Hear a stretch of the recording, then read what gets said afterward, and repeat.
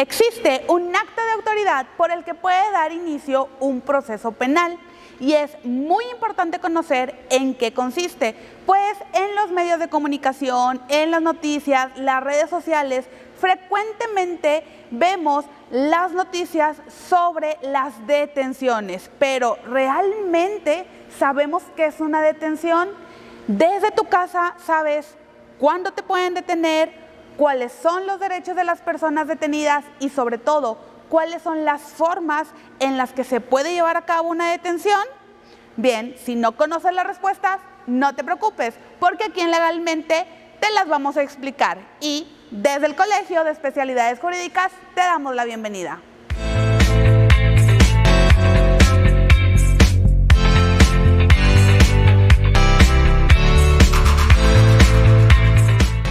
Hola, soy Natalie Gómez del Río y hoy vamos a hablar sobre el tema de la detención. Y lo primero que tenemos que saber es ¿qué es una detención? Bien, te lo explico muy sencillamente. La detención es la privación de la libertad personal. Esto quiere decir que la persona ya no puede ni transitar, ni circular, ni hacer libremente ninguna actividad porque se encuentra frente a la autoridad, porque se encuentra puesta a disposición con la autoridad correspondiente.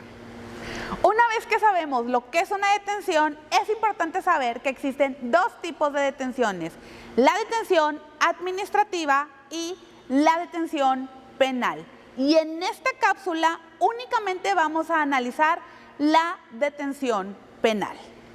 Ahora, para saber en qué consiste una detención penal, es básico que sepamos que la fundamentación, es decir, la ley que nos dice cómo deben de realizarse estas detenciones, son dos. Por supuesto, la primera de ellas, nuestra Constitución Política de los Estados Unidos Mexicanos, porque es la madre de toda la legislación. Y después de esto tenemos nuestro Código Nacional de Procedimientos Penales. Es justo en esta última ley la que nos indica cómo hay que hacerse una detención, cuáles son los pasos a seguir y sobre todo cuáles son los tipos de detenciones. Es importante saber que existen tres tipos de detenciones. La primera es la detención por orden de aprehensión, la segunda, la detención por flagrancia y la tercera, la detención en caso urgente. Es mucha la información para conocer sobre este tema. Por eso vamos a empezar a hacer una serie de cápsulas donde fácilmente te vamos a explicar cada una de ellas. En la detención por orden de aprehensión es el juez quien emite una orden para privar de la libertad a una persona. Literalmente hay una orden escrita por parte de un juez. Es indispensable que esta orden la emita únicamente un juez. Y para emitirla, el juez tiene que estar convencido de hacerlo. ¿Cómo se puede convencer? Se tienen que cumplir con tres requisitos indispensables. El primero de ellos es la existencia de un delito, después la necesidad de cautela y por supuesto el tercero de ellos, la presunción de que esa persona que va a ser detenida haya sido quien cometió el delito o quien participó en el hecho delictivo. La siguiente detención que vamos a analizar es la detención en caso urgente. Y también el nombre ya nos ayuda mucho. Esto es bien importante. Cuando escuchamos un término jurídico, a veces el mismo nombre nos ayuda a irlo comprendiendo. Como en este ejemplo, caso urgente. Es decir, hay una situación de urgencia para que la detención tenga que llevarse a cabo. Y esta detención la realiza directamente el Ministerio Público. Aquí todavía no hay jueces. El Ministerio Público, bajo su propia responsabilidad, ordena y efectúa esa detención.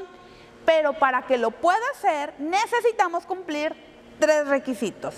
El primero de los requisitos es que se haya cometido un delito grave y que exista la probabilidad de que la persona participó o la probabilidad de que esa persona haya cometido ese delito grave.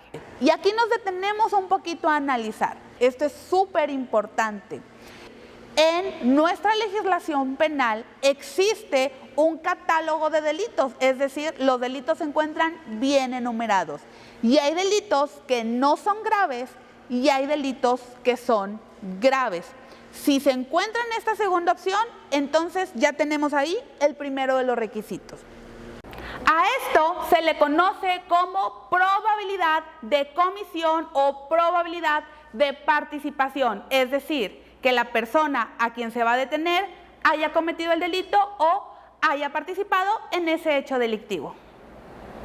El segundo de los requisitos es que se tenga temor, el código dice, se tenga temor de que esa persona se evada de la acción de la justicia. ¿Qué significa eso?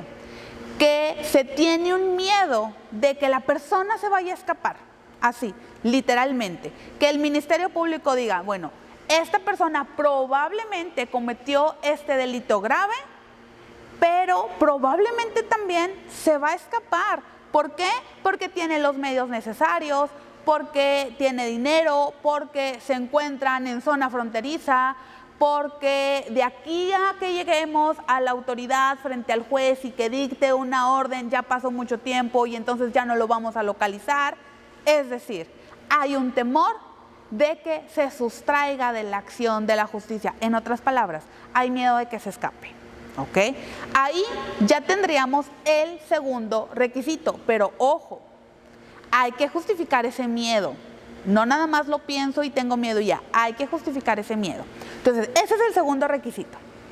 Y el tercero de los requisitos es que sea imposible acudir en ese momento frente a una autoridad para que dicte una orden. Recuerden, ya analizamos la primera forma de detención, que es por orden de autoridad, que esa les decía yo que era la más tradicional o la más formal. Aquí en este segundo supuesto se requeriría de origen que esa detención fuera ordenada por un juez, que existe el papel donde un juez está ordenando y justificando la detención. Sin embargo, porque ya no son horas hábiles, porque en el lugar donde se encuentra la persona que probablemente cometió el delito no hay un juez cerca, por alguna situación extrema que haga imposible que el Ministerio Público le solicite al juez que emita una orden, entonces el Ministerio Público podrá realizarlo, ¿ok? Solamente en ese sentido. Porque hay algo bien importante. Estas detenciones son en casos urgentes, como su nombre lo menciona. Y estas son las únicas tres formas de poder justificar esa urgencia. Todo lo demás siempre tiene que ser a través de una orden de la autoridad. Y estos fueron los tres requisitos para una detención en caso urgente. Importante aclarar que estos tres requisitos tienen que cumplirse en su conjunto. Así que estos fueron los tipos de detenciones por una orden de aprehensión y por caso urgente. También cabe señalar que estas detenciones pueden realizarse ambas a través de un escrito determinado por la autoridad que corresponde y que en cada una de las detenciones ya fueron explicadas. Bien, resumiendo, hemos visto la detención por orden de autoridad y la detención en caso urgente. Pero, ¿quién está detrás de estas detenciones? ¿Quién las puede solicitar? Bien, pues es la Fiscalía General, ya sea de la República o de los estados, quien solicita estas detenciones, porque es la Fiscalía quien investiga los delitos. Es decir, si a oídos de la Fiscalía llega la denuncia de algún hecho delictivo, es esta Fiscalía quien se encarga de iniciar las investigaciones y cuando se da cuenta o presume qué persona pudo haber cometido el delito, evidentemente tendrá que solicitarle al juez, en el primero de los casos de la orden de la autoridad, será quien solicite al juez esa orden de detención. O en el segundo de los casos será quien emita una detención en caso urgente. Ahora, aquí solamente me queda hacerte dos aclaraciones muy específicas para que todos lo podamos entender de una mejor manera. La primera de ellas es que una detención no significa estar en prisión preventiva. Es decir, una detención no significa por sí sola que ya estemos frente a una medida cautelar. Y yo entiendo que cuando escuchamos medida cautelar nos pueden surgir varias dudas, pero no te preocupes que en futuras cápsulas vamos a tocar ese tema. Y la segunda precisión es que sí, hemos estado hablando de detenciones, sin embargo, existe una presunción de inocencia. Entonces, por eso es completamente importante que sepas cuáles son los requisitos y las características de cada una de estas detenciones, porque siempre, primero, tenemos el derecho a que se nos presuma inocentes. Y si tienes alguna duda de estos dos tipos de detenciones, no olvides en hacérnoslas llegar a través de nuestras redes sociales, que ten por seguro que las vamos a atender. Y también dinos si te gustaría un preguntas y respuestas para futuras cápsulas. Ahora, hasta aquí solo vimos dos tipos de detenciones. Falta la detención penal por flagrancia. No es fragancia, es flagrancia. Y esa la vamos a analizar en nuestra siguiente cápsula, así que quédate con nosotros. Y recuerda que desde el Colegio de Especialidades Jurídicas, esto fue Legalmente, donde hablamos derecho.